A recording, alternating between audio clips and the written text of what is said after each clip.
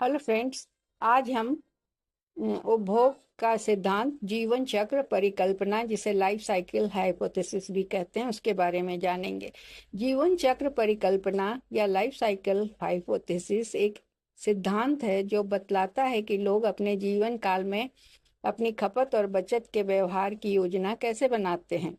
यह सिद्धांत फ्रैंको मोडिग्लियानी और उनके सहयोगियों के द्वारा 1950 के दशक में दिया गया था।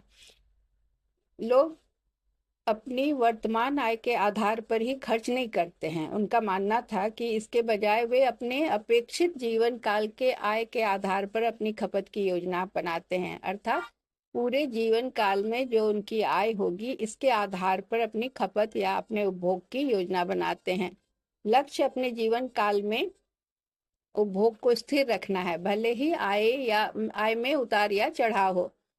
तो जीवन के प्रमुख चरण उनके हिसाब से उन्होंने बतलाया कि पहला है युवावस्था, जिसमें कोई आय नहीं होती या कम आय होती है। लोग युवा होते हैं, अक्सर स्कूल में या करियर की शुरुआत में होते हैं। वे उधार लेते हैं या परिवार की बचत पर निर्भर करते हैं। बचत आमतौर पर नकारात्मक होती है इस अवस्था में। फिर आता है कार्यशील वर्ष, जिसमें आय उच्च होती है। आय काम और अनुभव के साथ बढ़ती है। लोग अपनी आय का हिस्सा बचाते हैं और सेवानिवृत्ति के समय के लिए बचत करते हैं। यह जीवन का बचत का चरण है।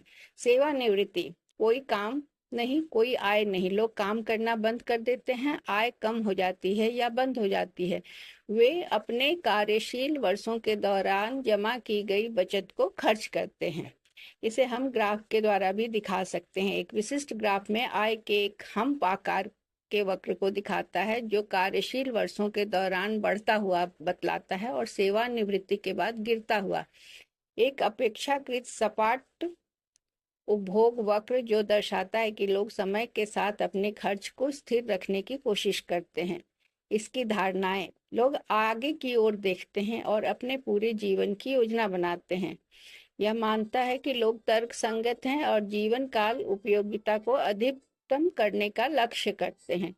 क्रेडिट बाजारों तक पहुंच उधार लेने और बचत करने की अनुमति देती है। लोग अपने जीवन काल आय की अपेक्षाओं को जानते हैं।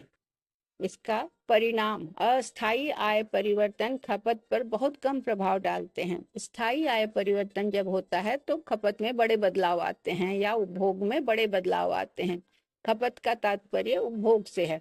बचत व्यवहार न केवल आय पर निर्भर करता है, बल्कि उम्र और जीवन चरण पर भी निर्भर करता है। हालांकि इस सिद्धांत की आलोचनाएं की गई हैं। उन आलोचकों का कहना है कि वास्तविक लोग हमेशा तर्क संगत या आगे की ओर देखने वाले नहीं होते। अनेक लोग आसानी से उधार नहीं ले सकते, खासकर गरीब या युवा। जीवन की घटनाओं के बारे में अनिश्चितता, जैसे बीमारी या नौकरी का न रहना, वास्तविक व्यवहार को सिद्धांत से अलग कर सकता है।